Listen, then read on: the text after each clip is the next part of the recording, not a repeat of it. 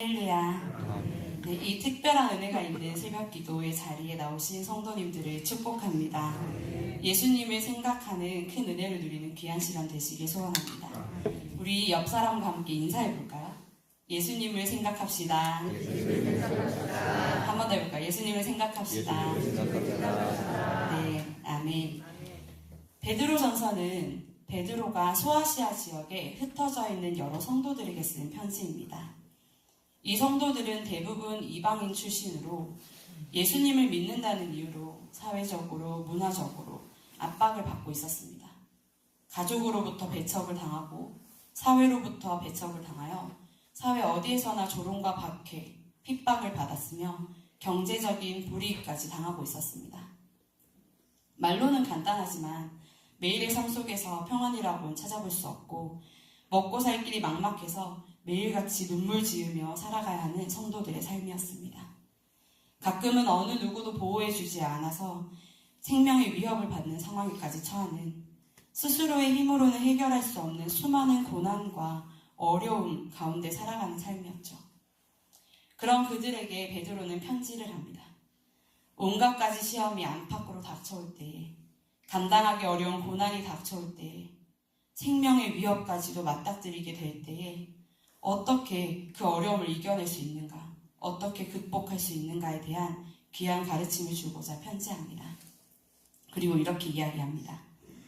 예수 그리스도의 죽으심과 부활하심으로 우리에게 주어진 그 산소망, 썩지 않고 더럽지 않고 쇠하지 아니하는 그 유업이 너희에게 주어졌다. 6절 말씀에 보면 그러므로 너희가 이제 여러 가지 시험으로 말미암아 잠깐 근심하게 되지 않을 수 없으나 오히려 크게 기뻐하는도다. 그 구원이 얼마나 값진 것인지 너희가 알며 분명히 그 모든 고난을 이길 뿐 아니라 이 땅에서 거룩한 삶을 살아낼 수 있다. 그렇게 성도들에게 그 고난을, 여러 가지 시험들과 감당할 수 없는 어려운 일들을, 그리고 영적 이 싸움에서 이기는 비결을 말해주고 있습니다. 베드로는 지금 현재 당하는 고난과 어려움과 핍박에 집중하고 그것을 해결하기 위해 노력하다 보면 결국은 영적으로 무너질 수밖에 없는 성도들을 걱정하고 있습니다. 우리는 결국 연약한 사람이고 이 땅에서의 삶을 살아내야 하므로 이 고난과 어려움이 피부로 느껴지고 배는 고프고 몸은 아프고 두렵고 근심되는 것이 자연스럽기 때문이죠. 현재 눈앞에 닥친 상황을 보지 않을 수가 없기 때문입니다. 그럼에도 불구하고 이 모든 일을 이기는 비결은 지금 눈앞의 문제를 해결하려는 나의 노력에 있는 것이 아니라고 말씀합니다. 그것에 집중해서 계속 걱정하고 머리를 짜내는 것도 아닙니다. 고난과 어려움을 이겨내는 비결은 바로 우리의 정체성을 깨닫는 일입니다. 내가 누구인가, 그것을 깨닫는 것으로 이겨낼 수 있다고 말합니다. 그렇다면 먼저 첫 번째로 우리는 누구일까요? 우리는 대속함을 받은 자들입니다. 우리는 누구라고요? 대속함을 받은 자들. 네, 담임 목사님이 매번 이렇게 물어보시길래 저도 한번 물어봤습니다. 대답을 잘하시네요. 사랑하는 성도님들, 우리는 대속함을 받은 자들입니다. 18절 말씀을 함께 다시 읽어보겠습니다. 1장 18절 말씀입니다. 시작. 너희가 알거니와 조상이 보여준 헛된 행실에서 대속함을 받은 것은 우리나 금같이 없어질 것으로 된 것이 아니오. 네, 아멘. 베드로가 쓴 이 대속함은 종을 위해 주인에게 몸값을 모두 지불하고 그 종을 자유하게 하는 것을 말합니다. 죄의 종이었던 우리를, 그리고 조상이 물려준 헛된 행실에 사로잡힌 우리를 값을 치르고 빼내어 자유를 주었다고 말씀하십니다. 그런데 그 값을 이 세상에 썩어질 은이나 금 같은 것으로 치르지 않았습니다. 베드로의 편지를 받은 성도들은 대부분 이방인 출신입니다. 그들이 살던 문화는 우상을 숭배하고 쾌락을 쫓는 삶이었습니다. 조상에게서 물려받은 헛된 행실로부터 대속함을 받았다는 것은 자신에 속한 가족, 사회, 종교의 모든 하나님과 반대되는 방향으로 향하던 그 삶의 방식에서 벗어나게 하셨다는 것을 의미합니다. 그들이 가진 원죄, 그 사망에 이르게 하는 본질적인 죄뿐만 아니라 우리가 가진 죄가 다스리던 그 삶의 모든 영역에서 빠져나오게 하신 것을 말씀합니다. 세상이 우리를 향해 귀하다, 가치 있다 말하는 돈과 인정, 성공, 쾌락 등 그 모든 헛된 방식에서 빠져나오게 하셨다고 말씀하십니다. 그런데 무엇으로 값을 치르고 우리를 대속하셨다고 말씀하십니까? 은이나 금이 아니라고 하십니다. 세상이 쫓아가는 인생의 목표가 되는 여전히 헛되고 썩어질 그 은과 금이 아니라 이 19절 말씀을 함께 읽어보시겠습니다. 19절 말씀 읽어보실게요. 시작. 오직 흠없고 점없는 어린 양 같은 그리스도의 보배로운 피로 된 것이니라. 아멘. 무엇으로 대속하셨습니까? 네, 아멘. 그리스도의 보배로운 피로 값을 치르셨습니다. 대속에는 반드시 대가가 필요합니다. 값을 치러야만 대속할 수 있습니다. 그런데 우리의 값을 치르기 위해 예수님께서 대신 죽으셨습니다. 우리가 그만큼의 값어치가 있을까요? 예수님은 하나님이시고 전능하시고 거룩하신 분이십니다. 한낱 인간에 불과한 우리를 위해 죽으실 만큼 우리가 그 값어치가 있을까요? 저는 이 생각을 할 때마다 너무나도 송구한 마음이 듭니다. 만약 그 값을 우리가 갚아야 한다면 어떻게 갚을 수 있을까요? 어떤 것으로 갚을 수 있을까요? 어떤 노력을 해도 이 비루하고 미천한 몸뚱아리로는 갚을 수 없을 것 같은데 흠도 점도 없는 어린 양 같으신 그 깨끗하고 거룩하신 예수님께서 나를 위해 보배로운 정말로 귀한 세상의 어떤 것으로도 값을 매길 수 없는 그 피로 우리를 사셨습니다. 우리는 너무 자주 듣는 이 이야기가 막연할 수 있습니다. 예수님이 나를 위해 죽으셨다는 것이 도통 실감나지 않을 수 있습니다. 그렇다고 하니 그런 줄 알지만 와닿지 않아 이 믿음을 지켜나갈 때 괴로움을 느낄 수도 있습니다. 그런데 사랑하는 성도 여러분, 예수님께서 그 보배로운 피를 흘리신 그 십자가 위에 사실은 누가 있어야 했을까요? 매일 결심하고도 무너져 미움, 다툼, 시기, 질투, 절망과 낙심 가운데 빠지는 죄의 종이었던 우리일까요? 아니면 거룩하고 흠없으신 하늘의 영광을 누리기에 넘치도록 마땅하신 예수님일까요? 예수님께서는 십자가에서 내려오실 수도 있었습니다. 그만한 능력이 있으시기 때문입니다. 예수님을 핍박하고 채찍질했던 그들을 당장이라도 벼락을 내려 불태울 수도 있었을 것입니다. 손가락질하고 침뱉던 그들을 당장이라도 없애버릴 수도 있었을 것입니다. 그런데 왜 예수님은 굳이 십자가를 지시고 모진 고난을 견디시며 온몸에 물과 피를 다 쏟으실 때까지 결국은 내려오지 않으셨을까요? 예수님이 내려오시면 거기에 바로 저와 여러분이 있게 되기 때문입니다. 예수님은 저와 여러분을 그 십자가에 두지 않으시려고 그 십자가 위에서 모든 것을 견디시고 그 보배로운 피로 우리를 구원해 주셨습니다. 그로 인해 우리는 완전한 값을 치러 대속함을 입은 자유의 몸이 되었습니다. 더 이상 세상의 헛된 것들에 매이지 않고 죄의 종노릇하지 않는 대속함을 받은 자가 되었습니다. 그러니 우리는 어떻게 살아야 할까요? 제가 대학교를 졸업하고 진로를 결정하는 가운데 일반 대학원 인사관리 전공으로 경영대학원에 입학을 했었습니다. 한 학기를 하고 이 길은 내 길이 아니다 하고 이제 나왔는데 자퇴를 했는데요. 그러고서는 여러 가지 이제 진로를 알아보다가 서울에 있는 한 회사에 취업을 하게 되었습니다. 그래서 이제 서울로 이사를 해야 되는데 저희 집이 그 당시에 좀 어려웠어요.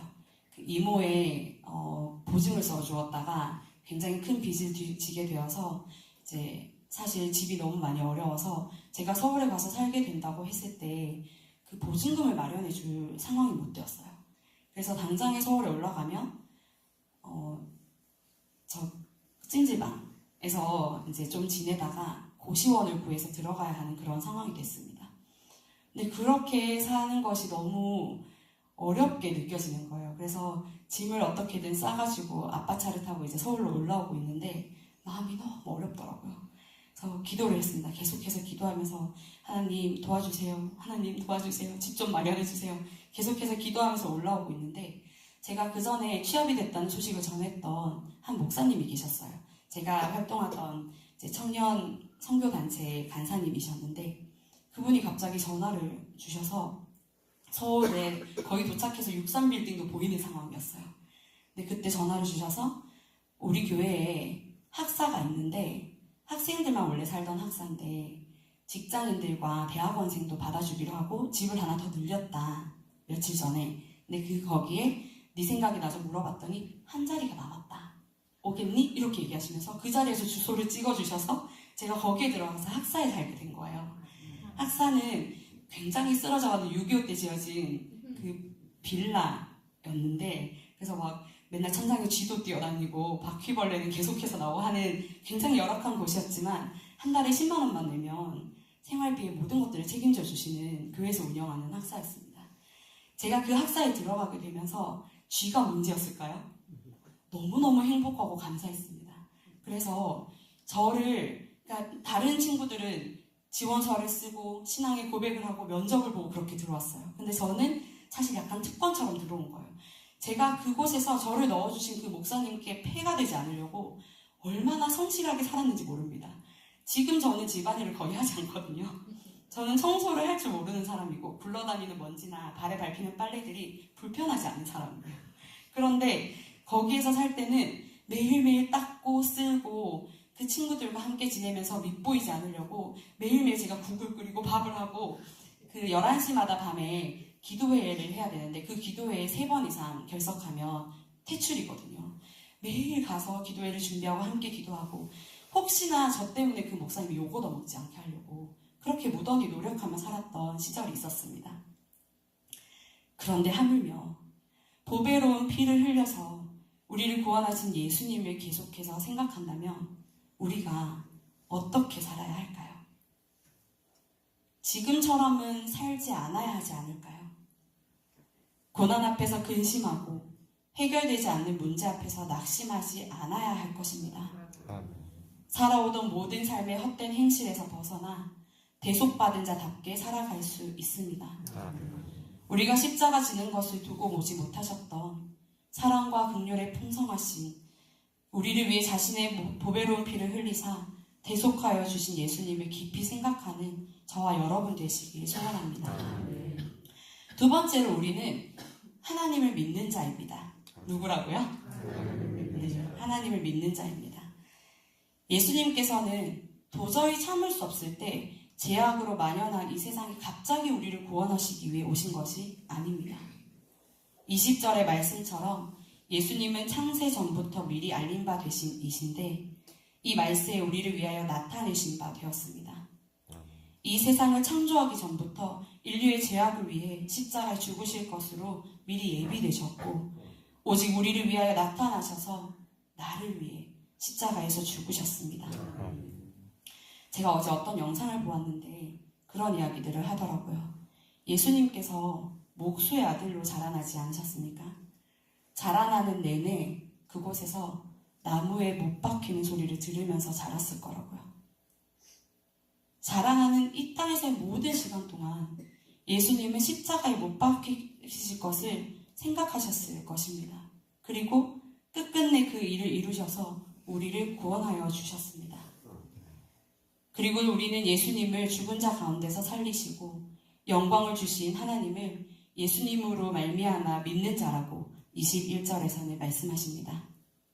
이미 우리는 예수님으로 말미암아 하나님을 믿는 자입니다. 믿을지도 모를 자, 혹은 믿게 될 자, 혹은 믿어야만 하는 자가 아니라 믿는 자라고 하셨습니다. 하나님께서 이미 창세 전부터 우리를 예수님의 핏값으로 사실 것과 하나님을 믿는 자로 택하셨기에 우리는 의심할 여지 없이 하나님을 믿는 자입니다. 그 사실을 믿으시는 저와 여러분 되시길 소원합니다. 예수님을 죽은 자 가운데서 살리시고 영광을 주신 하나님을 믿는 우리에게 오늘의 말씀에서는 무엇이 있다고 하십니까? 믿음과 소망이 하나님께 있게 하셨다고 합니다. 우리의 삶은 예수님께서 핏값으로 사신 그 이후 더 이상 우리의 것이 아닙니다. 우리의 믿음과 소망이 온전히 하나님께 있으므로 우리의 고난과 역경, 삶에 해결할 수 없는 모든 문제를 더 이상 우리의 문제로 여기지 않으시길 소원합니다. 창세 전부터 우리는 하나님의 구원의 계획 가운데 있었고 아무리 발버둥 쳐도 하나님의 우리를 향하신 그 사랑과 뜻 가운데서 벗어날 수 없습니다. 하나님의 거룩하시고 다정하신 그 집착이, 우리를 향하신 그 집념이 얼마나 감사한지, 얼마나 다행인지 깨닫는 저와 여러분 되시길 소원합니다. 그래서 하나님을 주인으로 모시고 우리를 대속하여 주신 예수 그리스도를 믿는 믿음으로 모든 삶의 주권을 맡겨드리고 온전한 믿음과 소망으로 그 사랑 안에서 자유함을 누리는 저와 여러분 되시기를 소원합니다. 말씀을 마무리하고자 합니다. 우리는 누구입니까? 네, 대속함을 받은 자, 그리고 하나님을 믿는 자입니다. 예수님의 보배로운 피값으로 사신 바 된 우리이기에 이제는 내 삶이 내 것이 아니라 예수님의 것임을 기억하고 예수님을 의지하며 살아가는 우리가 되길 소원합니다. 어떻게든 내 힘으로 혹은 세상의 방법을 총동원하여 삶의 문제를 해결하려고 하지 맙시다. 내가 하다 힘들어 기도를 곁들이고 신앙생활을 곁들이고 믿음을 곁들이는 우리가 되지 않기를 소원합니다. 결국은 모든 방법에도 불구하고 해결하지 못해 기도의 자리로 돌아와 눈물을 쏟으며 기도했던 우리의 모든 지난 시간들을 돌아보고 이제는 우리를 대속하신 예수님으로 인하여 하나님을 믿기에 모든 믿음과 소망이 하나님께 있음을 기억하여 모든 삶의 영역에서 하나님의 주권을 인정하여 맡겨드리고 하나님을 신뢰하며 살아가는 저와 여러분 되시기를 소원합니다. 기도하겠습니다.